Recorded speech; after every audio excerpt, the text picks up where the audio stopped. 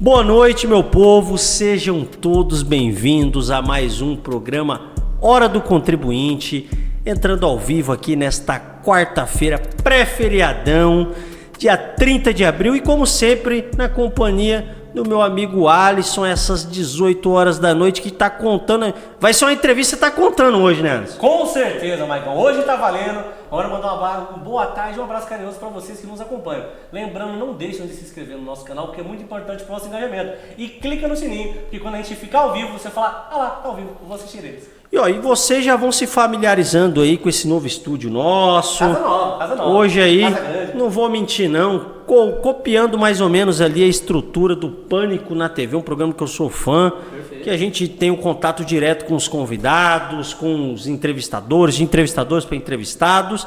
E não podemos esquecer aqui, Alisson, que hoje a gente está na companhia de um cara que foi homenageado na Câmara Municipal de Campo Grande, né? Nosso medalhista. Agradecer e cumprimentar então a todos aí, Luiz Guilherme Kalash Vasconcelos, o nosso Gui Municipal de Campo Grande no dia do jornalista aí. Parabéns, Gui. Agradecer a Câmara Municipal, em especial o vereador Maicon Nogueira, que homenageou o Gui, nosso Luiz Guilherme. E é sempre bom ver que os colaboradores do contribuinte estão sendo homenageados pelo seu trabalho. E o Gui foi homenageado.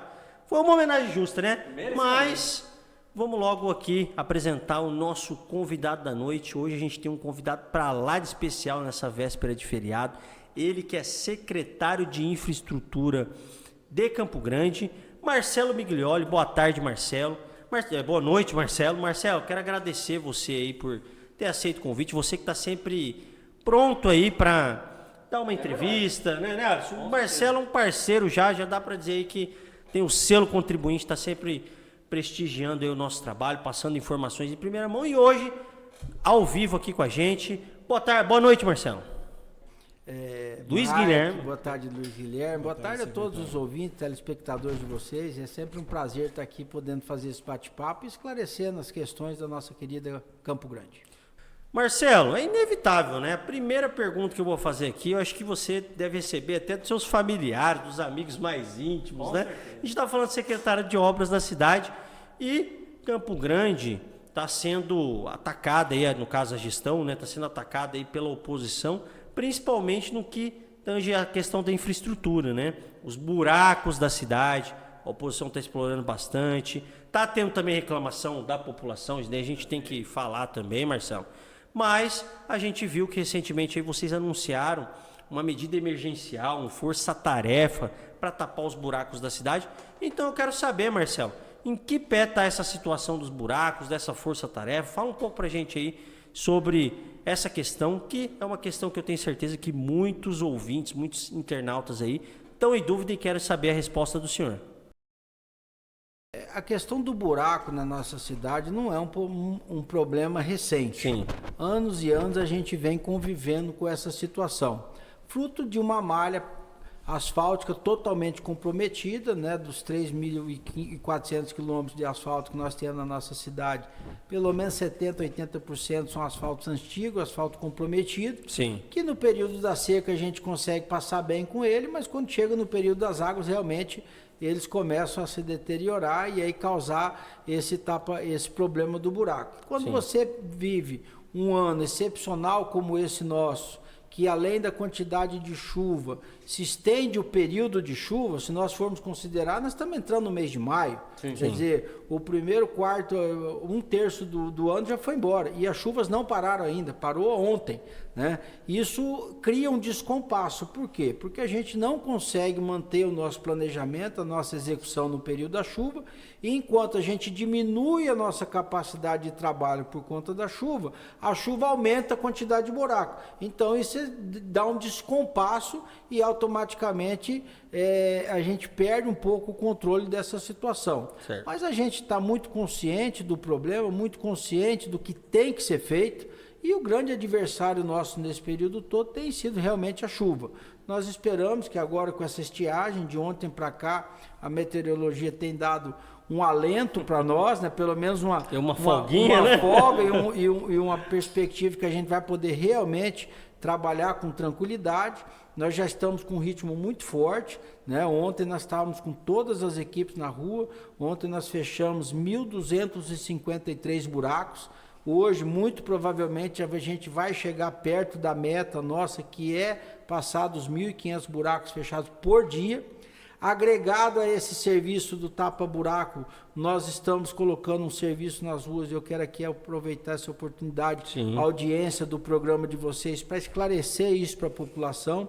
Como hoje nós temos duas preocupações principais: o ir e vir das pessoas e a segurança das pessoas. Sim. Como a questão do buraco ele está colocando em risco a segurança das pessoas, nós tomamos uma decisão, além do tapa-buraco convencional, que é requadrar, imprimar, colocar massa asfáltica, compactar, nós estamos fazendo uma força-tarefa com material chamado de bica corrida, que é um material normalmente usado na base, durante a pavimentação asfáltica, que é um material que é uma mistura entre pedra 1, pedrisco, pó de pedra, e nós estamos tampando todos os buracos com esse material, para que a gente possa tirar esse desconforto e esse risco que é desses buracos profundos que estão tendo na nossa cidade. Isso não significa que aonde nós estamos jogando a bica corrida, o serviço do tapa-buraco já está pronto. Não, nós vamos vir atrás com o tapa-buraco dentro do que manda a norma e a técnica, mas é uma forma de nós darmos uma resposta rápida, até porque esse serviço de bica, com chuva ou sem chuva, eu consigo fazer, e eu faço arrastão pelas regiões. Então nós estamos muito atentos a isso, e nós acreditamos que se mantiver essa expectativa do tempo realmente nos ajudar, num curto espaço de tempo nós já vamos poder estar dando uma boa resposta para a nossa sociedade, que é o que todos esperam. É meu papel como profissional de imprensa, né? De extrair aí boas respostas dos convidados, né? Então eu quero saber de uma maneira direta aí, quantas equipes estão trabalhando na cidade, enquanto o senhor está aqui sentado conosco, dando essa entrevista, quantas equipes estão aí nessa força-tarefa do tapa-buraco, quantos buracos estão sendo tapados, como que está isso aí? Fala isso pra gente aí.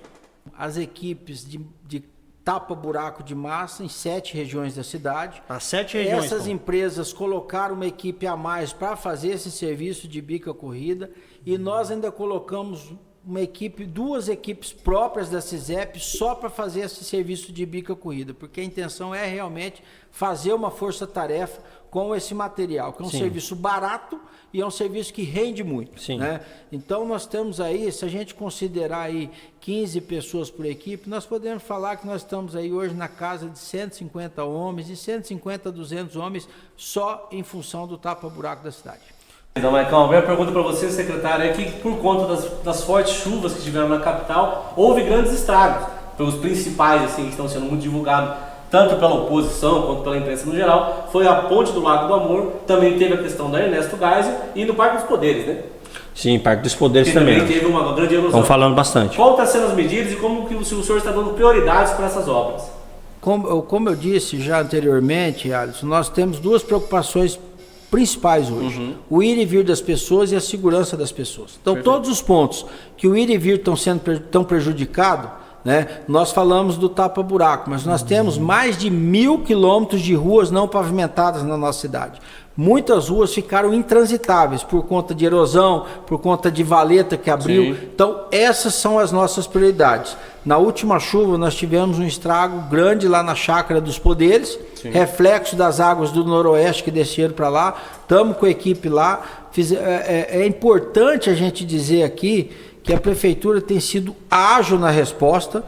Choveu na quinta-feira, na sexta-feira nós já estávamos mobilizando a equipe lá para Chácara dos Poderes, só que quando foi no sábado veio chuva de novo, domingo veio chuva de novo, né? Nós temos aquela situação da Ernesto Geisel, que houve o desplacamento em 2 pontos, ali na Ernesto Gás, em frente ao Hospital Alfredo Abrão, e na Ernesto Gás, em frente ao Belas Artes. Nós já estamos com as equipes trabalhando, já providenciamos todos os materiais necessários para que a gente possa fazer essas intervenções, e segunda-feira estaremos iniciando essas 2 intervenções. E por que nós não iniciamos ainda? Porque não dá para mim fazer essa intervenção sem eu ter o material necessário. Eu preciso ter os trilhos, eu preciso ter todo o material necessário para chegar e realmente dar a resposta que é preciso dar. Então, todos esses pontos que põem em risco as pessoas e prejudicam o ir e vir, tem sido a nossa prioridade nesse momento pós-chuva.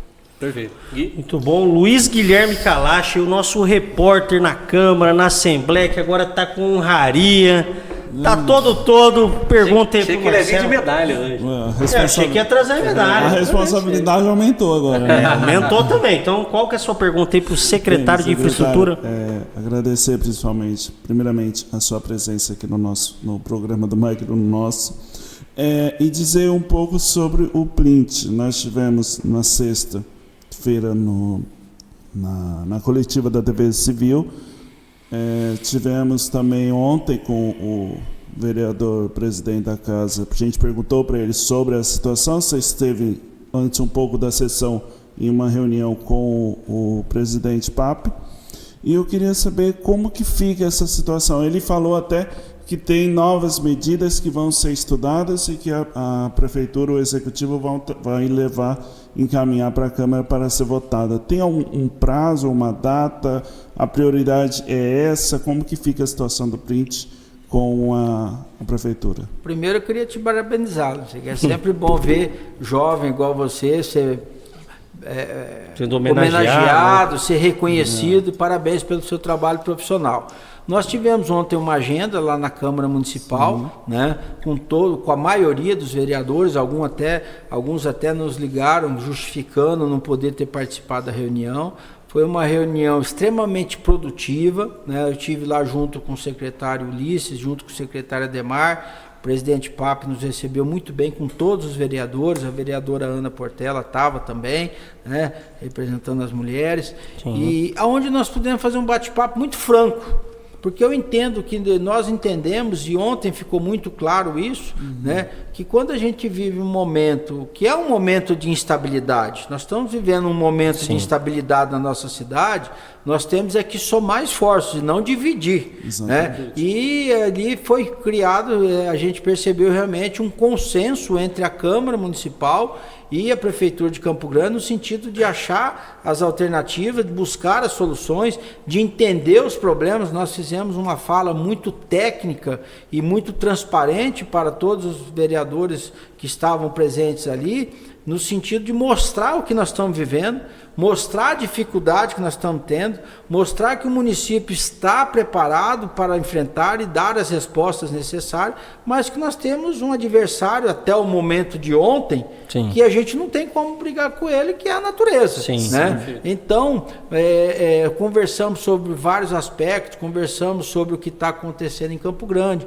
conversamos sobre possibilidades e que o planejamento do município para mudar esse quadro a médio e longo prazo, conversamos sobre as ações que nós estamos planejadas, que nós já começamos ontem mesmo, né? E conversamos sobre a questão da necessidade ou não de um decreto de emergência, e conversamos sobre a dificuldade que a Secretaria vem atravessando pela falta de mão de obra. Nós temos serviços que são inerentes à nossa responsabilidade, mas que nós estamos com muita dificuldade de executar por conta da falta de mão de obra. Por exemplo, se você andar na cidade hoje, você vai ver muitas bocas de lobo suja ou até mesmo entupida. Sim. Esse é um serviço que eu só consigo fazer ele com a mão de obra braçal. Eu não tenho como pôr uma máquina para limpar uma grelha de uma boca de lobo. Limpeza de praça também, limpeza de praça, limpeza de meio fio. Então, serviços que a gente precisa realmente de uma equipe e que nós não estamos conseguindo. E isso foi fruto de uma discussão, houve um entendimento unânime por parte dos vereadores da Câmara e foi compactuado que nós, executivos, vamos estruturar uma emenda nessa lei do Plint. Sim. E vamos encaminhar para a Câmara para que a gente possa resolver isso aí e criar condições que façam com que as pessoas se interessem em ser contratado como print para ir para a CISEP. Nós não temos problema em outras secretarias, mas na CISEP, quando fala da CISEP, as pessoas têm uma preocupação. Até porque a gente implantou realmente uma sistemática lá que quem for para lá é para trabalhar, né? O que não é nada demais, nós não estamos pedindo nada fora do que é o normal. É que criou-se uma cultura em cima desse print que era o antigo Proinc, né, Marcelo? Nós vamos trabalhar essa legislação, vamos encaminhar. Hoje de manhã eu despachei lá com a prefeita, junto com o secretário adjunto de governo, o Ulisses. Ela já nos autorizou a trabalhar essa emenda e vai ser encaminhado para que a Câmara possa voltar, e a gente vai tocar isso aí o mais rápido possível, porque realmente nós estamos precisando muito de resolver essa situação. Grande. Sobre o print, ainda no sábado, o presidente da Câmara Municipal de Campo Grande, o vereador Epaminondas Neto, Papi, desculpa, travou a língua, Papi, é Papi então. Ele frisou que a Câmara está aberta a um possível decreto emergencial, Alisson. Decreto emergencial, lembrando que a prefeita anunciou no sábado, mas para a saúde, tem nada a ver com obras. Então, assim, você conversou com ele sobre isso também? Em que pé está essa situação? Pode ser que tenha um decreto emergencial na cidade aí nos próximos dias, ou isso momentaneamente está descartado? O que o senhor pode falar para a gente sobre isso? Papi, qual que era a minha opinião e qual que era a minha posição técnica? Eu entendo que até o presente momento não há por que nós falarmos em decreto de emergência para obras e infraestrutura. Vamos deixar bem claro isso, né? Por quê? Porque o decreto de emergência, ele te propicia algumas ações. No caso de obra, quais as ações principais que o decreto de emergência te facilita? Contratação sem licitação, porque você sai daquela burocracia de um processo licitatório, ou busca de recurso no governo federal para que você possa fazer as intervenções ocasionadas pelo dano. Correto? Correto. O nosso problema hoje não é contratação, porque nós estamos com todos os contratos vigentes, nós estamos com as empresas aptas a trabalhar. O nosso problema é que as empresas não estão conseguindo trabalhar. Então, esse primeiro item eu não tenho necessidade do decreto. Correto. No segundo ponto, eu não tive dentro de Campo Grande, se a gente for pegar todos os estragos que está ocorrendo na nossa cidade, nós não temos nenhum que foge da alçada e da competência do município de resolver.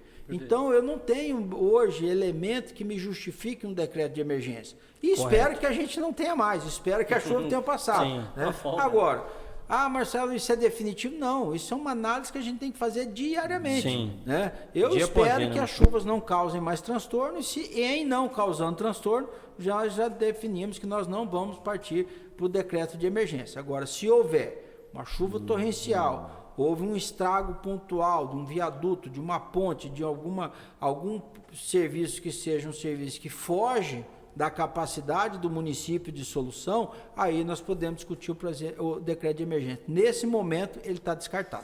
Dando a bola agora para você, delegando a missão para você falar de política, que é uma coisa que você entende muito bem. Então, faça uma pergunta para o Marcelo aí sobre política, que muita gente quer saber, está curioso, né? Então, minha pergunta para você, secretário, é que agora, recentemente, na verdade ontem, existiu a união, né, a fusão dessa federação, que é a União Brasil, com o Partido Progressista, que virou agora a União Progressista.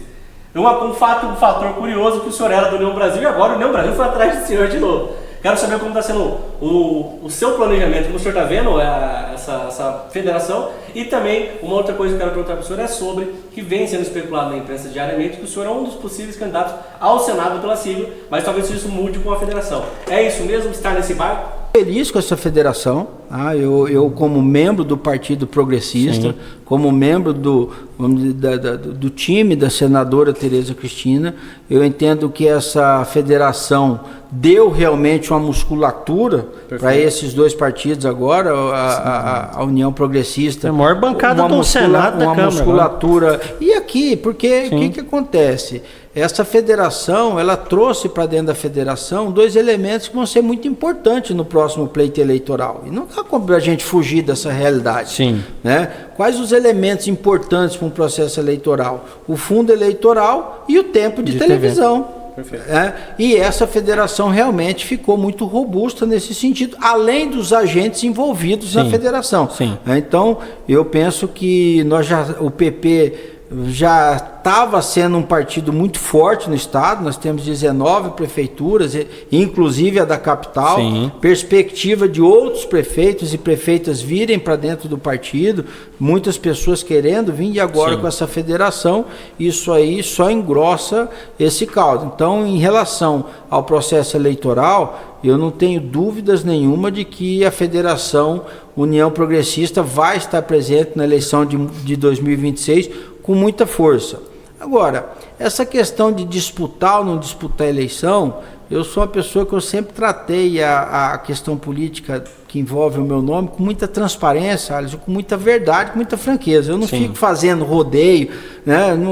O que eu já havia colocado para as pessoas do partido e para a própria senadora Tereza Cristina, que é a nossa líder maior, que eu não tinha nenhuma disposição e vontade de disputar a eleição proporcional, ou seja, deputado estadual e deputado federal. Então eu descartei isso dentro do partido e para ela própria como Correto. presidente do partido, porque aí é uma questão de fórum íntimo pessoal. Sim. Até porque durante o processo eleitoral do ano passado, eu fiz compromisso com pessoas que estão disputando Sim. esses dois cargos. E aí você não é obrigado a combinar, você é obrigado a cumprir. Inclusive na política, para mim, né? essa regra vale, né? Não sendo candidata proporcional, o que sobra é majoritária. E a candidatura majoritária, ela não é candidata de um só. Eu já tive a oportunidade de disputar a eleição majoritária e eu sei, porque para você fazer uma candidatura majoritária competitiva, essa é uma decisão de grupo, é uma decisão partidária, né? Uma decisão de momento, Sim. de situação e de grupo. E hoje eu vejo que a eleição majoritária, por parte do União Progressista, está muito focado numa decisão da senadora Tereza Cristina. Sim. E na sequência dos outros membros do partido. Então, eu sou muito tranquilo, eu não tenho necessidade nenhuma de fazer qualquer tipo de desespero para que eu dispute uma eleição. Eu sou um soldado dentro do partido para atender o partido da forma como o partido entender que é o melhor caminho de eu ajudar. Em nome do senhor, a gente que é da imprensa, né, a gente está acompanhando os bastidores aí, a gente sabe desenrolar, a gente entende, né, essa questão partidária aí que vocês estão tendo todo esse contato, é uma coisa que fica para o ano que vem. Mas assim, 2 nomes estão sendo especulados aí como candidatos ao Senado. A gente ouve também o nome do deputado federal Luiz Ovando, mas com mais ênfase o nome do Marcelo Miglioli e o nome do presidente da Assembleia Legislativa, Gerson Claro. Então assim, eu quero saber, o Marcelo Miglioli, com tudo isso que o senhor falou, é pré-candidato ao Senado? É uma coisa que ainda vai ficar para o ano que vem? O senhor não descarta então uma candidatura ao Senado? Para o Senado, eu não me furto aos desafios, Marco. Sim. Eu sou muito tranquilo quanto a isso. Nunca tive medo de desafio. Sim. Se a senadora Tereza Cristina entender, se o partido entender, se a federação entender, se o nosso grupo entender que o meu nome é um nome que cria uma boa candidatura para o Senado, uma candidatura competitiva, uma candidatura com chances reais de ter êxito, eu estou à disposição. Que estou falando por mim aqui, eu acredito que o senhor não descartou, né? Então assim, última pergunta agora aqui que a gente precisa liberar o secretário que está corrido aí nessa tardezinha, quase noite aí de quarta-feira. Faça sua pergunta aí, Luiz Guilherme. Nosso medalhista. A entrevista e um vereador pediu para perguntar se tem notícias boas para a região da Copa Sul, da Vila Nácia, do Santa Luzia, e aproveitando um pouco dessa área de política e de eleições, eu conversei agora com uma pessoa do União Brasil que também ficou super à vontade para falar que aprovou a federação, mas também para comentar que tem a opção e a possibilidade do União Brasil também ter um candidato ao Senado ou até independente em algum momento. Como que você vê essa situação e também se tem essas boas notícias para essas regiões? Qual que é o vereador?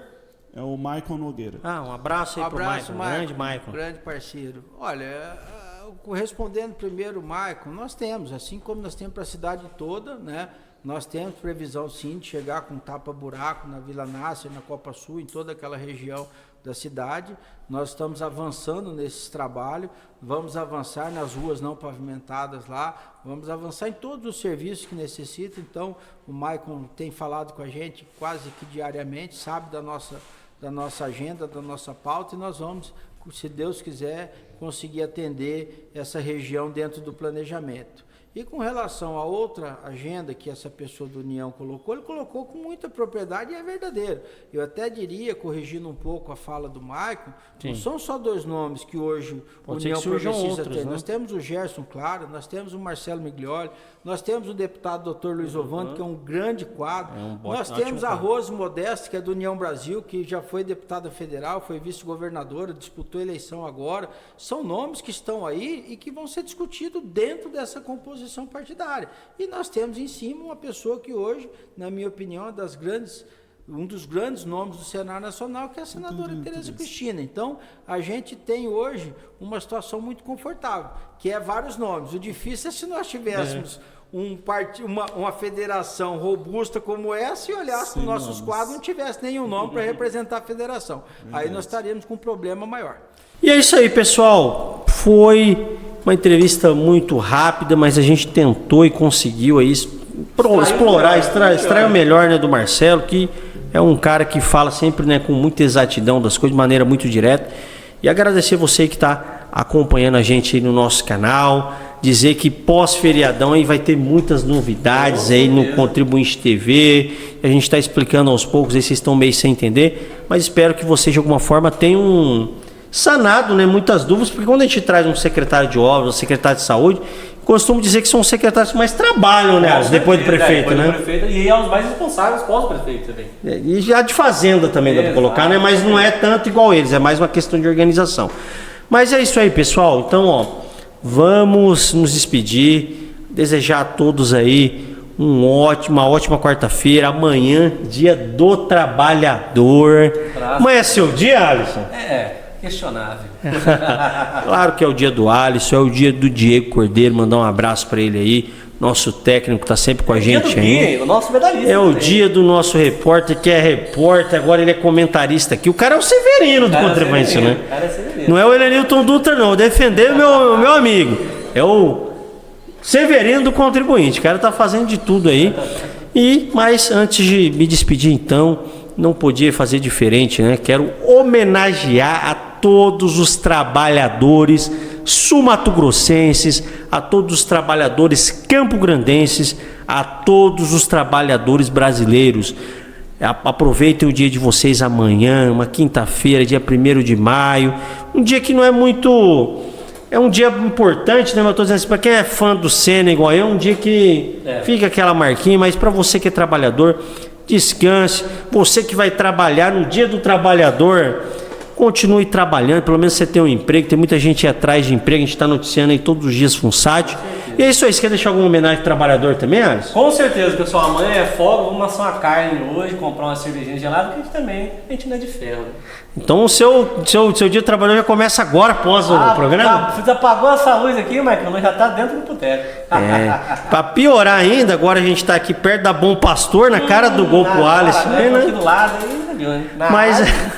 Mas é isso aí, pessoal. Então agradecer a todos, agradecer o Luiz Guilherme Kalash, que está aqui com a gente sempre, todas as quartas, e dizer que na próxima terça-feira a gente está de volta com mais programa Hora do Contribuinte aqui na Contribuinte TV. Boa noite a todos.